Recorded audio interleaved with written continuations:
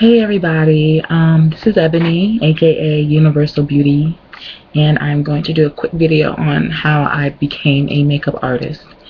It was definitely a long journey.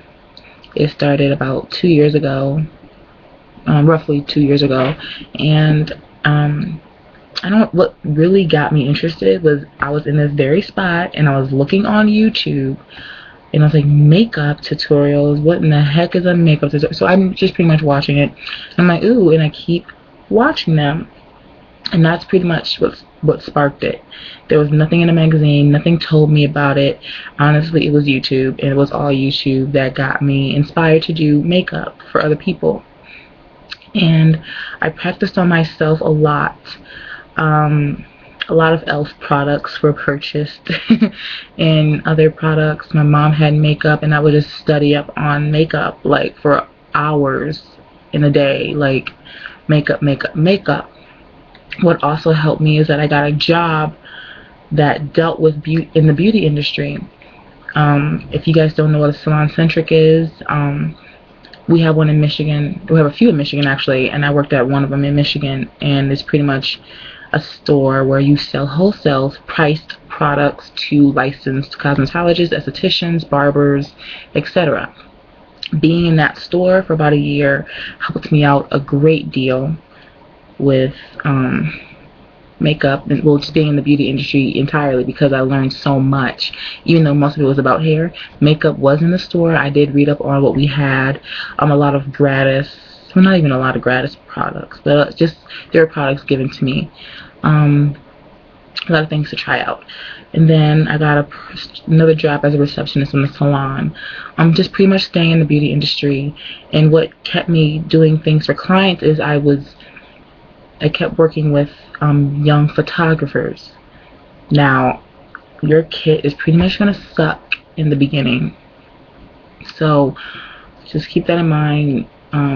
E.l.f. brushes, Coastal Scent brush pack roll. That roll of brushes is a really good purchase if you're starting out.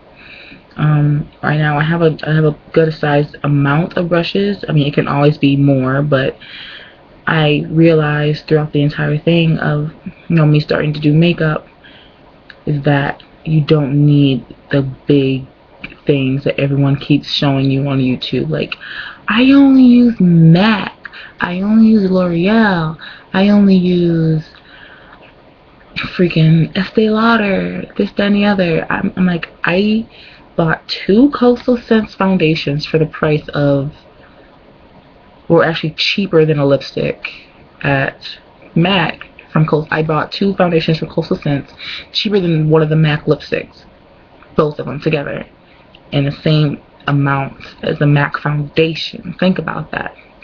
So, I mean, like, you can find really good price things. Coastal Scents is probably one of my favorites, along with e.l.f. and I'm trying to think, drugstore. I would empty out some things, put it in like a Z palette, make it so it doesn't look so drugstore like, because the more drugstore you have in your kit, the more it doesn't look professional. And palettes are a great way to start off your kit, because I still use palettes till this day and I am not ashamed. So pretty much the cheaper, not the cheaper, but the best price products are not the worst. In fact, there's some really good products that are cheaper than certain products I found. So that's just me. But anyways, the best way to get hooked up in the makeup artistry position is finding young, or someone messaged me, or people, young photographers or photographers that are starting out in the industry, and pretty much stick with them, because that's what I did. I'm now working with 3, and pretty much stick with them to the end. I'm like, if you ever want me to do makeup for your client, call me. I'll do it for free, just so you can have those pictures for your portfolio. Now, that's exactly what I did, and that's what I'm still doing. I sometimes get paid and I sometimes don't, because I still want my portfolio to look great. And if it costs me doing makeup for free because it's a new, different project, then I'm going to do it. And so I still do that to this day. Get a website. Now, that sounds crazy and scary, but It honestly is a great idea. It doesn't have to cost a lot at all.